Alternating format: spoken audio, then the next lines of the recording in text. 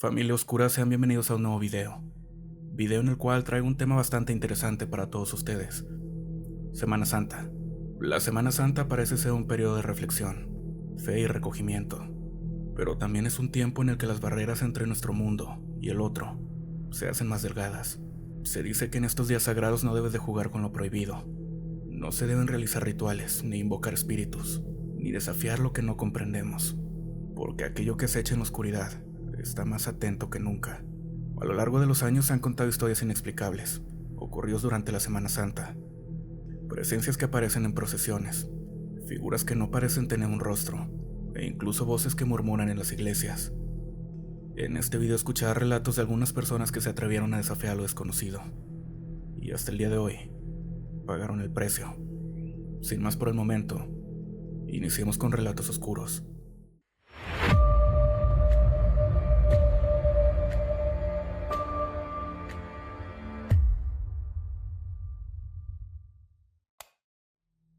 Te voy a contar una historia que no muchos conocen, pero que dejó cicatrices en mi familia. No es un cuento de hadas ni un relato de advertencia común. Es algo real. Algo que le pasó a mi primo Julián cuando se metió con cosas que no entendía. Algo que hasta el día de hoy todavía nos persigue. Julián era un hombre de mundo, o eso le gustaba decir. Le encantaban las mujeres, la fiesta y el dinero fácil. Siempre decía que el amor era solo un juego, que nadie se enamoraba de verdad. Pero todo cambió cuando conoció a Miranda. Miranda era diferente a todas las mujeres con las que Julián había estado. Tenía una belleza extraña, una presencia que lo atrapó desde el primer momento. Nadie sabía de dónde había salido, pero en cuanto apareció en la vida de mi primo, él ya no fue el mismo. Se obsesionó con ella, la seguía a todos lados, le regalaba cosas, hacía todo lo que ella pedía. No era normal. Al principio pensamos que solo era enamoramiento, pero pronto se volvió algo más. Julián dejó de comer, de dormir bien, se veía ojeroso, enfermo. Decía que sentía un peso en el pecho, que a veces despertaba en la madrugada con la sensación de que alguien lo observaba, pero lo raro era su mirada. Ya no tenía brillo. Ya no era el hombre confiado y arrogante de antes. Se estaba consumiendo, y nadie entendía el porqué. Mi tía, su madre, lo llevó con una curandera del pueblo, doña Celia. Apenas lo vio, supo que algo andaba mal. Lo hizo sentarse en una silla y empezó a rezar mientras pasaba un huevo por su cuerpo. Cuando lo rompió en un vaso de agua, todo el mundo quedó en silencio. El agua se tiñó de color negro. Doña Celia miró a mi tía y dijo lo que nadie quería escuchar. A este muchacho le hicieron un trabajo, un amarre fuerte. Mi tía se persinó. Yo apenas entendía lo que significaba, pero por la cara de la curandera supe que no era algo bueno. Nos explicó que alguien había usado santería para atar a Julián, para que no pudiera dejar a esa mujer. Lo tenían atrapado, drenándole la vida poco a poco. Si no lo rompemos no va a durar mucho, dijo doña Celia con seriedad. Mi tía suplicó que lo ayudara y la curandera aceptó, pero nos advirtió que no iba a ser algo fácil. Los amarres no son juegos de niños. Cuando alguien amarra a una persona entregando algo a cambio, romper ese lazo puede significar y traer consecuencias. Esa misma noche hicimos la limpia. En la casa de mi tía, pusieron velas blancas y rojas en cada esquina de la habitación. Doña Celia sacó un plato de barro con carbón encendido y comenzó a pasar hierbas sobre el cuerpo de Julián, rezando en un idioma que no entendíamos. De repente él comenzó a retorcerse en la silla, como si algo invisible lo estuviera sujetando. No quieren soltarlo, susurró doña Celia, aumentando los rezos. Las velas comenzaron a parpadear, como si un viento invisible las estuviera moviendo, pero prácticamente no había corriente de aire en la habitación. El humo del carbón se elevó en espirales y un olor extraño llenó el aire, una mezcla de perfume y podredumbre. Entonces Julián gritó, un grito de dolor puro, como si algo dentro de él estuviera rompiéndose. De un momento a otro todo quedó en silencio. Las velas se apagaron solas, el humo desapareció, y Julián estaba inconsciente, pero respiraba mejor. Doña Celia nos miró con el rostro pálido. Ya está roto, dijo, pero tienen que deshacerse de lo que lo amarraba. Nos explicó que los amarres casi siempre se hacen con objetos personales, fotos, cabellos, prendas de ropa. Si no lo destruíamos, el amarre podía volver a activarse. Lo único que sabíamos era que Julián pasó mucho tiempo en la casa de Miranda, así que fuimos al día siguiente. Cuando entramos, sentimos el aire pesado, denso. Buscamos en su habitación y dentro de su cama encontramos una caja de madera. Dentro había un frasco con un líquido oscuro, un mechón de cabello de Julián atado con un hilo rojo y una foto suya con su rostro tachado con una cruz. Sin dudarlo, llevamos la caja al campo y la quemamos. Mientras las llamas consumían todo, escuchamos algo, un susurro, como una risa lejana, pero no nos atrevíamos a mirar atrás. Después de eso, Julián mejoró, recuperó su fuerza, su humor, pero nunca volvió a ser el mismo. Se volvió más reservado, más serio. Y Miranda desapareció. Nadie sabe qué pasó con ella. Preguntamos en el pueblo, pero era como si nunca hubiera existido. Lo único que sabemos es que, hasta el día de hoy, mi primo no puede dejar de tener pesadillas, y a veces, en la madrugada, jura que siente una presencia en la habitación, como si alguien aún estuviera buscándolo.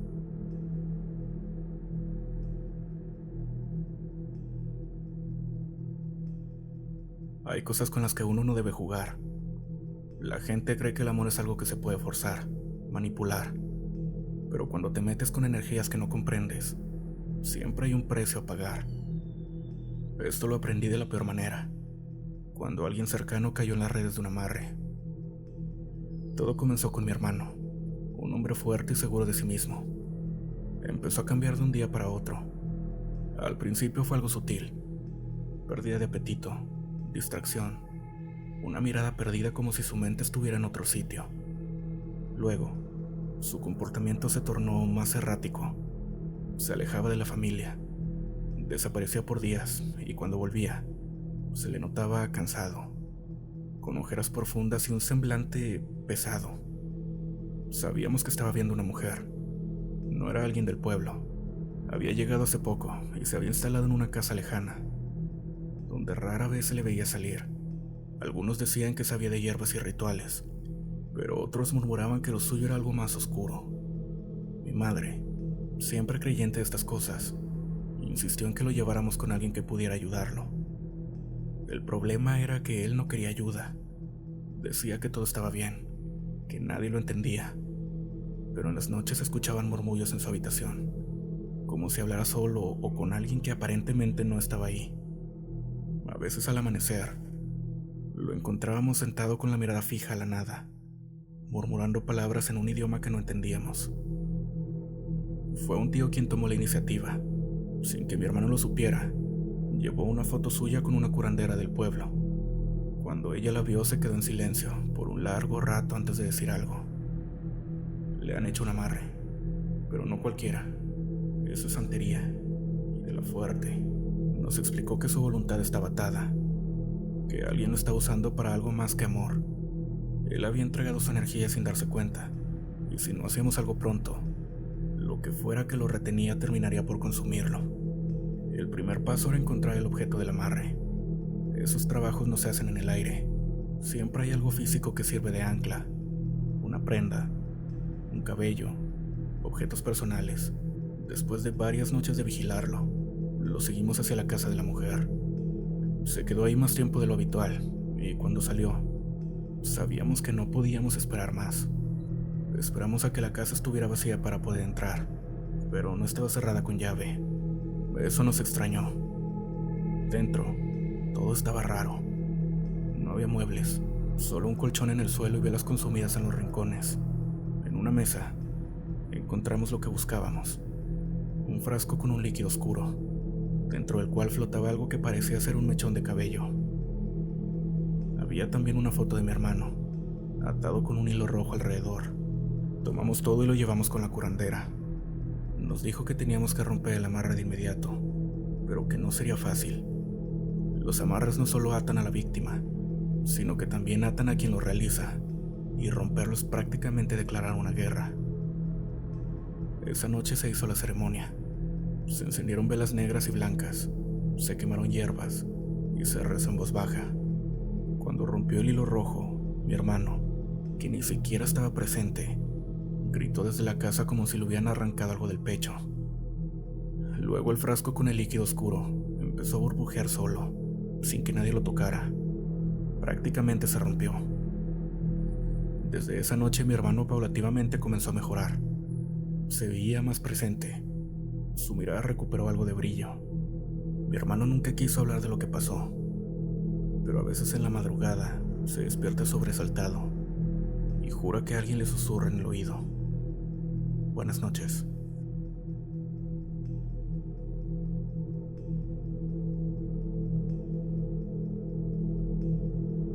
Siempre nos han dicho que en Semana Santa no se juega con lo prohibido, que es una semana de respeto, de reconocimiento, de silencio. Pero hay quienes no creen, quienes desafían las reglas sin medir las consecuencias. Y lo que pasó en mi pueblo es prueba de que hay cosas que no se deben tocar en esos días. Todo comenzó con un grupo de muchachos que querían probar algo nuevo. No era suficiente ir a las procesiones o cumplir con las tradiciones de la gente del pueblo. Ellos querían algo más, algo que les diera emoción. Uno de ellos tenía un contacto en otra ciudad, alguien que sabía de santería, de trabajos oscuros. Y así fue como en plena Semana Santa decidieron hacer un ritual para atraer el amor. El problema con los rituales de Semana Santa es que no son un simple juego. Hay algo que dar a cambio, y si lo haces en días sagrados, donde las energías están en conflicto, el precio puede ser más alto del que te imaginas. Eligieron el Jueves Santo para hacerlo. Se reunieron en una casa vieja, abandonada en las afueras del pueblo. Ellos siguieron las instrucciones que les habían dado. Prepararon una mesa con velas rojas y negras, un cuenco con sangre de gallina y las fotos de las personas que querían atar. Hicieron todo como les dijeron, los rezos, los cortes en la piel, la ofrenda. Pero cuando llegó el momento de cerrar el ritual, algo salió mal. Las velas comenzaron a apagarse solas, aunque afuera prácticamente no había ni una ligera brisa. Los perros del pueblo comenzaron a aullar al mismo tiempo, y uno de los muchachos sintió que algo le apretaba el pecho, como si le estuvieran clavando una mano invisible dentro. Otro cayó de rodillas, llorando sin ninguna razón aparente. Fue entonces cuando escucharon los pasos. Venían de afuera, pero también había dentro de la casa. Eran pesados, lentos, como si algo grande estuviera acercándose. No podían ver nada, pero lo sentían. Un aire denso, un olor a cera quemada y carne podrida llenó el espacio. Entonces la mesa se volteó sola y las fotos salieron volando. En la pared, escrita con algo oscuro, apareció una frase: "No en estos días". Salieron corriendo. Nadie quiso hablar de lo que pasó, pero al día siguiente, la madre de uno de ellos lo encontró en una habitación con fiebre alta, delirando. Decía que veía sombras, que algo lo llamaba por su nombre, y su piel estaba marcada con moretones que parecían dedos marcados. Los otros tampoco estaban mejor.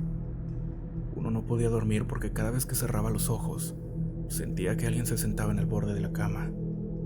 Otro decía que encontraba símbolos extraños dibujados con ceniza en la puerta de su casa. Lo peor fue cuando intentaron deshacerse de los restos del ritual. Quemaron lo que pudieron, pero el fuego no consumía las fotos. Se retorcían como si fueran carne, y no de papel. Fue entonces cuando decidieron pedir ayuda. Fueron con un anciano del pueblo, alguien que sabía de estas cosas. Al escuchar lo que hicieron, se tornó su cara seria. Les dijo que habían despertado algo, que al hacer un amarre en Semana Santa, habían roto una regla antigua y que ahora los estaba cobrando. No era amor lo que llamaron, les dijo, era otra cosa. Esa misma noche les hizo una limpia, pero no garantizó que funcionara. Les dijo que lo único que podían hacer era pedir perdón, rezar y esperar a que los dejara en paz. Algunos se fueron del pueblo, otros nunca volvieron a ser los mismos, pero la casa donde hicieron el ritual quedó marcada. No importa cuánto tiempo pase, la gente dice que si pasa cerca durante Semana Santa, puedes ver luces dentro, como si alguien estuviera ahí, esperando. Buenas noches.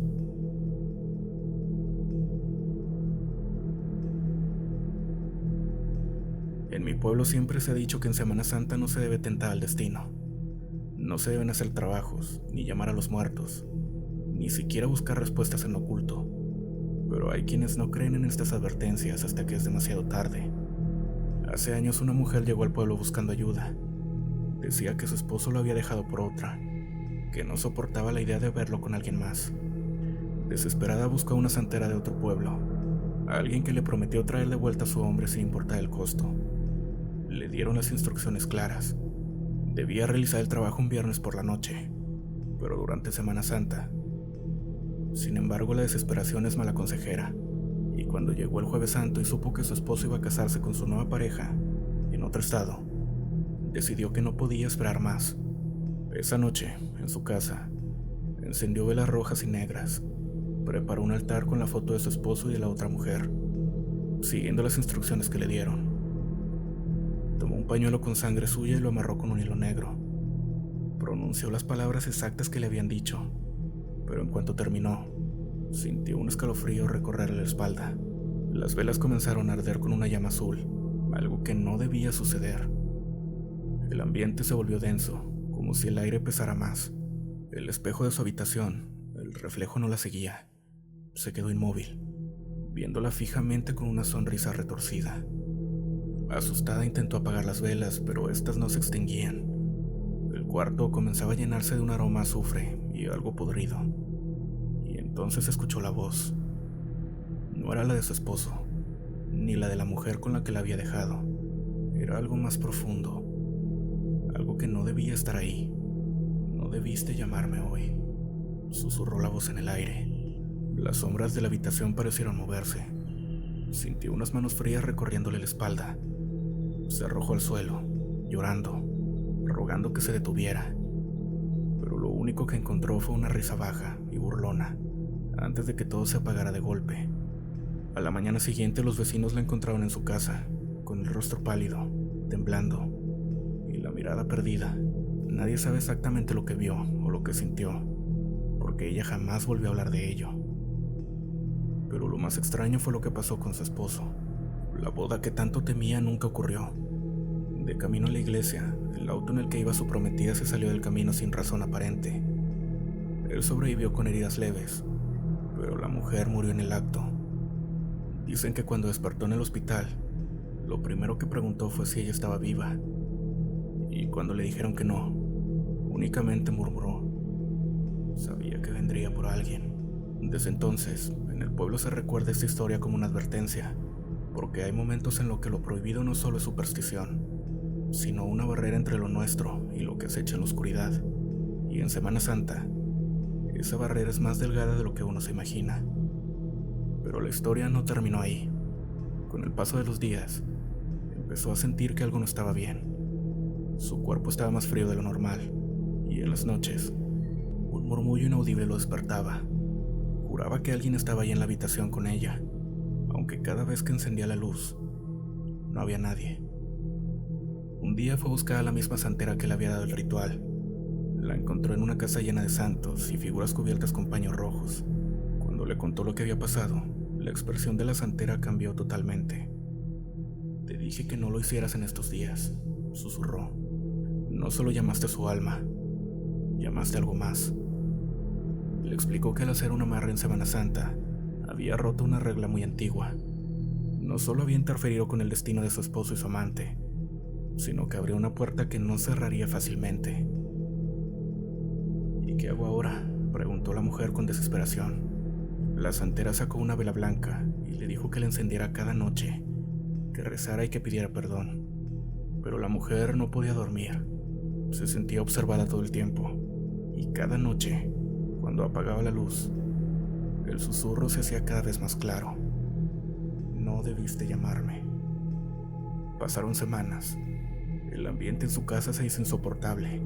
Se apagaban las velas, las puertas se abrían a mitad de la noche, y los espejos, su reflejo tardaba en moverse. Un día en la madrugada su madre la encontró en el suelo, abrazada a sí misma, murmurando cosas sin sentido. Tenía los labios rotos de tanto morderse, y las uñas ensangrentadas por rasguñar la pared. Días después le llevaron a un sacerdote, pero cuando intentó bendecirla, Ella gritó como si prácticamente la estuvieran quemando. Solo entonces la familia se dio cuenta de que el problema era mucho más grande de lo que habían imaginado. Se organizó una limpieza en la casa, pero cuando el chamán intentó realizar el ritual, algo lo interrumpió. Las ventanas se sacudieron con violencia y un viento helado recorrió las habitaciones. Algo estaba allí, algo que no quería irse. El chamán les advirtió que no solo se trataba de un amarre. La mujer había entregado más de lo que creía y ahora estaba marcada. Esa noche la familia se quedó con ella, rezando. A la medianoche, su habitación se llenó de un olor podrido, insoportable. Todos vieron cómo su cuerpo convulsionó y cómo una sombra parecía salir de su boca. Algo se reía en la oscuridad. Cuando terminó, quedó inconsciente. Despertó días después sin memoria de lo que había pasado. Pero desde ese entonces, en su casa nadie duerme tranquilo. Y cada jueves sin falta, se escuchan susurros en la madrugada. Porque sabemos que hay cosas que cuando se llaman, no siempre se van del todo. Buenas noches. Familia Oscura, eso ha sido todo por el episodio de hoy. Me gustaría recordarte que si te gusta el podcast y disfrutas los episodios, me ayudarías bastante con la opción de seguir en Spotify. Esto ayuda a que el contenido se distribuya cada vez más y la familia siga creciendo. Sin más por el momento, nos vemos en el próximo episodio. Buenas noches.